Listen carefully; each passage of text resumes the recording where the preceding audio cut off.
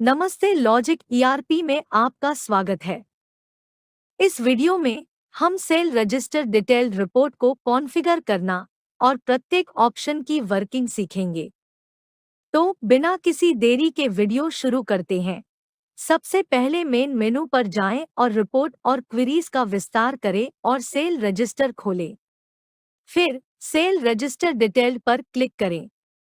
यह रिपोर्ट आपको बिल के साथ साथ आइटम वाइज डिटेल्ड जानकारी देगी। सबसे पहले कॉन्फ़िगरेशन पर क्लिक करें और रिपोर्ट नेम एंटर करें। प्रिंट ऑप्शंस के तहत प्रिंट कॉलम्स पर क्लिक करें। यह आपको उन कॉलमों की एक लिस्ट प्रदान करेगा जिन्हें आप रिपोर्ट में डिस्प्ले करना चाहते हैं, जैसे बिल की तारीख, bill number, item name, quantity आदि। आप रिपोर्ट में अपनी आवश्यकता के अनुसार कॉलम चुन सकते हैं।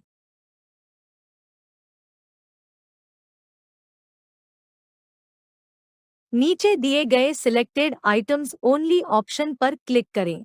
यह ऑप्शन सिलेक्टेड कॉलम को फिल्टर कर देगा। आप दाईं ओर दी गई एरो कीज का उपयोग करके कॉलम्स को रीअरेंज और रिनेम भी कर सकते हैं। आखिर में सेव बटन पर क्लिक करें। हम बाद में अन्य प्रिंट ऑप्शंस को डिस्कस करेंगे, तो चलिए रिपोर्ट ऑप्शंस पर चलते हैं। रिपोर्ट ऑप्शंस में आपको विभिन्न प्रकार के ऑप्शंस मिलेंगे जिनका उपयोग रिपोर्ट कॉन्फ़िगरेशन सेट अप करने के लिए किया जाता है। आइए रिपोर्ट टाइप से शुरू करें। आप या तो इसे नॉर्मल या गोडाउन वाइज चुन सकते हैं। अगला ऑप्शन रिपोर्ट कंसोलिडेशन है। क्योंकि यह एक डिटेल्ड रिपोर्ट है, इसलिए आप इसे आइटम वाइज या कंसोलिडेटेड भी बना सकते हैं। अगला ऑप्शन डॉक्यूमेंट टाइप चुनने के लिए है। आप अपनी ज़रूरत के अनुसार या तो केवल सेल बिल, केवल सेल रिटर्न या दोनों चुन सकते हैं। इसके बाद हमारे पास ऑर्डर बाय ऑप्शन है, जिसका उपयोग उस क्रम को सेट करने के लिए किया जाता है जिसमें आप अपनी रिपोर्ट तैयार करना चाहते हैं, जैसे date plus bill wise, party plus date plus bill wise, item wise consolidated इत्यादि। आप रिपोर्ट की आवश्यकता के अनुसार चुनाव कर सकते हैं। इसके बाद हमारे पास आइटम ऑर्डर ऑप्शन है, जिसका उपयोग रिपोर्ट में आइटम के सीक्वेंस को रिप्रेजेंट करने के लिए किया जाता है, जैसे lot wise, item plus size wise, item plus shade wise, company wise, item group wise आदि। आप आवश्यकतानुसार लिस्ट में से चुन सकते हैं। आगे हमारे पास रिपोर्ट फिल्टर ऑप्शन है, जो आपको रिपोर्ट कॉलम बेसिस या आइटम नेम के आधार पर रिपोर्ट में फिल्टर लागू करने की अनुमति देता है। फिर नेट अमाउंट डिफरेंस के लिए फिल्टर उपलब्ध है। आप आवश्यकता के अनुसार फिल्टर चुन सकते हैं। आगे हमारे पास कैंसल बिल फिल्टर मौजूद है। आप अनकैंसल्ड ऑल बिल्स या कैंसल किए गए बिल चुन सकते हैं। फिर हमारे पास एजेंट फिल्टर है, जो रिपोर्ट में डेटा को बिल वाइज या आइटम वाइज फिल्टर करेगा। एजेंट फिल्टर के बाद हमारे पास चालान बिल फिल्टर है। आप नन, बिल्स विदाउट चालान या बिल विद चालान चुन सकते हैं। रिपोर्ट में डेटा चुने हुए ऑप्शन के आधार पर डिस्प्ले किया जाएगा। आगे हमारे पास item description as option available है। आप दी गई लिस्ट में से उचित ऑप्शन चुन सकते हैं। अगला ऑप्शन फ्री और रिप्लेसमेंट वैल्यू डिफाइन करने के लिए है। आप लिस्ट में से रेट सेलेक्ट कर सकते हैं, जिस पर फ्री और रिप्लेसमेंट वैल्यू कैलकुलेट की जाएगी। अगले ऑप्शन का उपयोग एक्साइज रेट को राउंड ऑफ करके दिखाने के लिए किया जाता है। आप आइटम वाइज, बिल वाइज या नन चुन सकते हैं। अगला ऑप्शन स्टॉक ट्रांसफर फिल्टर के लिए है। आप इसे stock transfer, non stock transfer या नन के रूप में सेट कर सकते हैं। इसके बाद हमारे पास यूजर डिफाइंड नेट अमाउंट 1 और 2 है, जो आपकी आवश्यकताओं के अनुसार नेट अमाउंट को परिभाषित करने के लिए उपयोग की जाती है। आप उन फील्ड्स पर टिक कर सकते हैं जिन्हें यूडी नेट अमाउंट में शामिल किया जाएगा। नेक्स्ट हमारे पास extra item group option available है। यदि आप रिपोर्ट में आइटम ग्रुप वाइज डेटा देखना चाहते हैं, तो आप इस ऑप्शन का उपयोग कर सकते हैं। उदाहरण के लिए हम यहाँ GST ग्रुप चुनने जा रहे हैं। हम जल्द ही इस ऑप्शन का यूज जानेंगे। आइए अदर ऑप्शंस की ओर बढ़ते हैं। आइए क्वांटिटी CF से शुरू करें।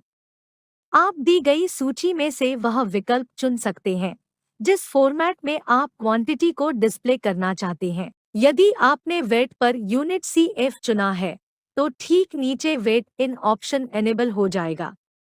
आप अपनी रिक्वायरमेंट के अनुसार चुन सकते हैं। यदि आपने वेट पर यूनिट के अलावा कोई ऑप्शन चुना है तो वेट इन ऑप्शन डिसेबल्ड रहेगा। आइए CF मोड पर चलते हैं। आप इसे बिल वाइज या आइटम वाइज सेट कर सकते हैं। इसके बाद हमारे पास इस रिपोर्ट की एक बहुत ही उपयोगी विशेषता है जो मार्जिन कैलकुलेट करने के लिए है। आप या तो रेट 1 माइनस रेट 2 या इसके विपरीत चुन सकते हैं। फिर आप दी गई रेट लिस्ट से रेट 1 और रेट 2 को डिफाइन करेंगे। मार्जिन परसेंटेज डिफाइन किए गए रेट के अनुसार कैलकुलेट की जाएगी। आगे हमारे पास free value in user defined 1 और 2 ऑप्शन है। आप या तो deduct free value from user defined amount, add free value या नन चुन सकते हैं। इसके बाद हमारे पास रेट ऑप्शन है जो आपको पर पैक या पर केजी के अनुसार रेट डिस्प्ले करने की अनुमति देगा। जिस यूनिट फॉर्मेट में आप रेट पर वेट इन डिस्प्ले करना चाहते हैं, आप दी गई सूची से वह ऑप्शन चुन सकते हैं। पहले डिस्कस की गई यूडी नेट अमाउंट की कैलकुलेशन यहाँ डिफाइन किए गए यूडी रेट के आधार पर की जाएगी। आप दी गई लिस्ट से चूज कर सकते हैं। इसके बाद हमारे पास pick rate from option available है जो रिपोर्ट में डिस्प्ले होने वाले रेट को डिफाइन करने के लिए यूज किया जाता है। आप लिस्ट से चुन सकते हैं। आगे हमारे पास UD net amount 1 gross value option है। यूडी नेट अमाउंट 1 में ग्रोस वैल्यू की गणना करने के लिए आप एक्चुअल, लॉट या आइटम रेट चुन सकते हैं। यदि आपने लॉट रेट चुना है तो आपको उस रेट का सिलेक्शन करना होगा जिस पर ग्रोस वैल्यू की कैलकुलेशन की जाएगी। आइए दाईं ओर दिए गए कुछ और ऑप्शंस पर चर्चा करें।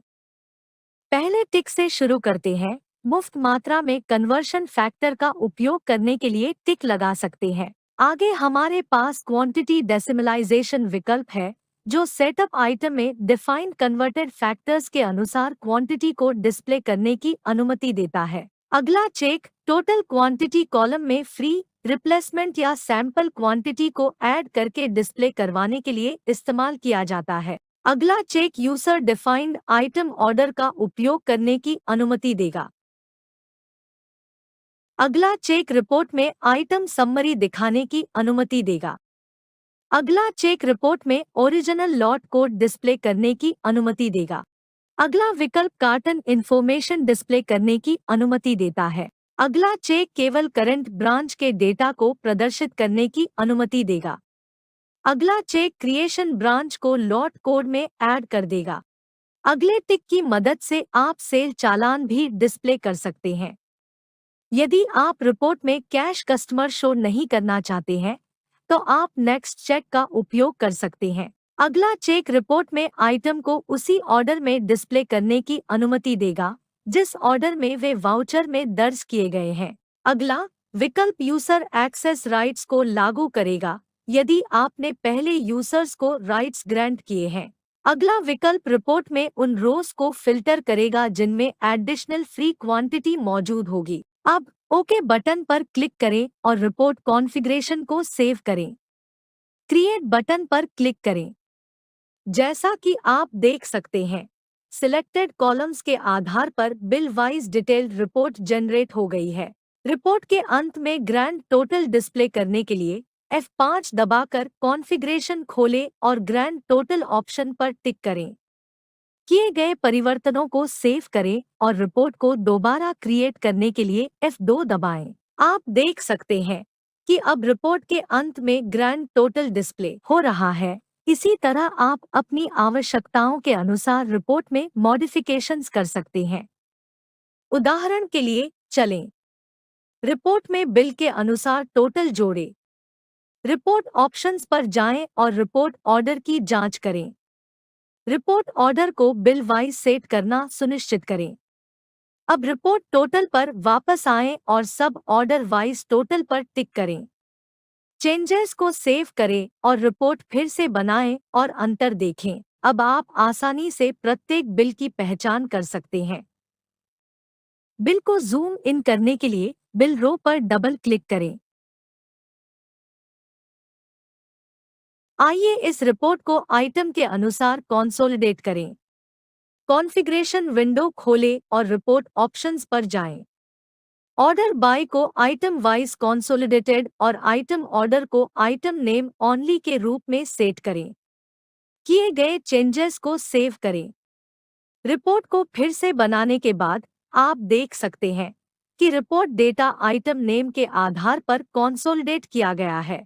अन्य ऑप्शंस की ओर आगे बढ़ने से पहले कॉन्फ़िगरेशन में किए गए चेंजेस को रिवोक करें।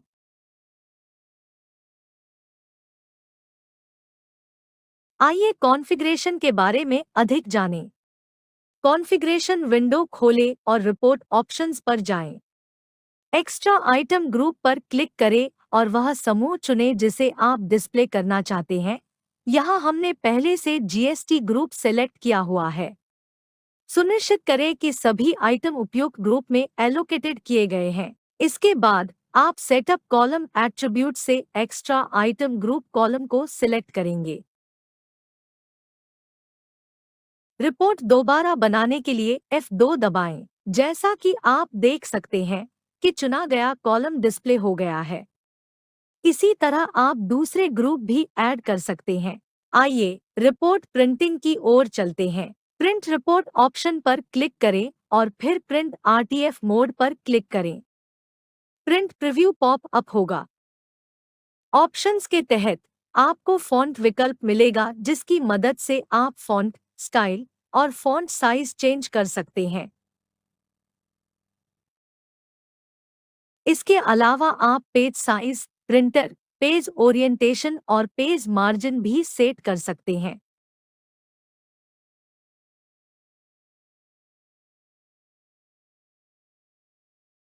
आप प्रिंटिंग के लिए कंट्रोल कॉलम ब्रेक भी यूज कर सकते हैं। इसके लिए सेटअप कॉलम एट्रीब्यूट्स पर जाएं और सिलेक्टेड कॉलम ओनली पर टिक करें। यहाँ मौजूद print as control break column में उस कॉलम के लिए टिक करें जिसे आप प्रिंट कंट्रोल ब्रेक करना चाहते हैं। उदाहरण के लिए बिल डेट कॉलम ब्रेक करेंगे। आइए देखें कि यह कैसे काम करता है।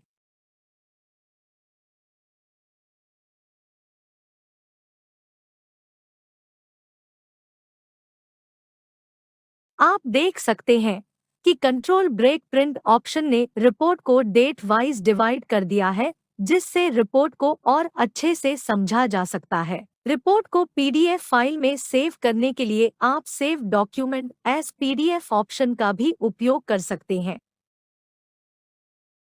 फिर हमारे पास यहाँ कुछ ऑप्शंस हैं, जैसे कि रिपोर्ट को असेंडिंग या डिसेंडिंग में सॉर्ट करना, रिपोर्ट कॉलम को रिसाइज करना, रिपोर्ट को एक्सेल या पीडीएफ फॉर्मेट में एक्सपोर्ट करना, रिपोर्ट कॉलम में किसी भी वैल्यू या कैरेक्टर को खोजना और रिपोर्ट को प्रीव्यू या प्रिंट करना।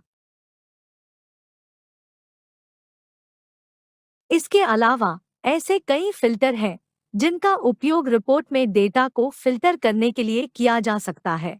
सेल समरी के अतिरिक्त यहाँ हमारे पास आइटम फिल्टर है।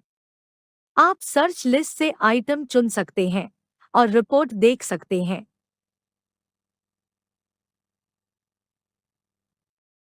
यह फिल्टर आपको आइटम की बिल वाइज रिपोर्ट प्रदर्शित करेगा। इसके अलावा आप सेल रिपोर्ट की जांच के लिए कंपनी फिल्टर का भी उपयोग कर सकते हैं। लिस्ट से कंपनी चुनें और उस कंपनी से संबंधित सभी आइटम्स की रिपोर्ट तैयार की जाएगी। ये सभी फिल्टर रिपोर्ट को अधिक सटीक व्यू प्रदान करते हैं। उसी रिपोर्ट की कॉपी बनाने के लिए कॉन्फ़िगरेशन के ठीक बगल में कॉपी ऑप्शन पर क्लिक करें। रिपोर्ट का नाम दर्ज करें और कॉपी क्रिएट बटन पर क्लिक करें। हमने सेल और सेल रिटर्न की एक रिपोर्ट बनाई है। सेल रिटर्न ऐड करने के लिए कॉन्फ़िगरेशन विंडो खोलें और रिपोर्ट ऑप्शंस पर जाएं। रिपोर्ट कॉन्फ़िगरेशन को सेल ओनली से सेल और सेल रिटर्न में बदलें। किए गए चेंजेस को सेव करें और रिपोर्ट बनाएं। अब आप देख सकते हैं कि सेल रिटर्न वाउचर भी डिस्प्ले हो रहा है।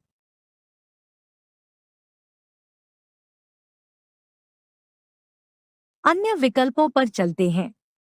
किसी भी रिपोर्ट कॉन्फ़िगरेशन को डिलीट करने के लिए रिपोर्ट कॉन्फ़िगरेशन चुनें और डिलीट पर क्लिक करें। यदि आप रिपोर्ट का नाम बदलना चाहते हैं, तो रिपोर्ट चुनें और रिनेम पर क्लिक करें। हमारे पास एक्सपोर्ट ऑप्शन है।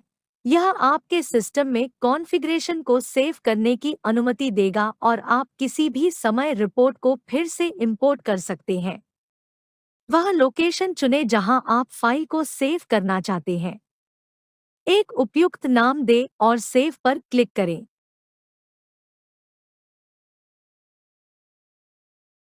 अंत में एक्सपोर्ट बटन पर क्लिक करें। अब देखते हैं कि रिपोर्ट कॉन्फ़िगरेशन को इंपोर्ट कैसे किया जाए। तो चलिए यहाँ मौजूदा रिपोर्ट को जल्दी से हटा देते हैं। अब इंपोर्ट बटन पर क्लिक करें। उस लोकेशन को ब्राउज़ करें जहां फाइल सहेजी गई थी और फिर इंपोर्ट बटन पर क्लिक करें।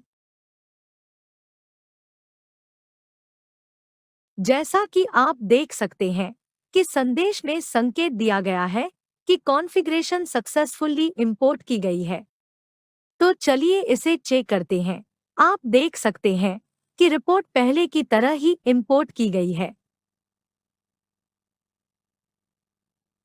मुझे उम्मीद है कि यह वीडियो मददगार था। देखने के लिए धन्यवाद। अधिक सॉफ्टवेयर अपडेट के लिए नोटिफिकेशन बेल आइकन दबाएं और हमारे चैनल को सब्सक्राइब करें।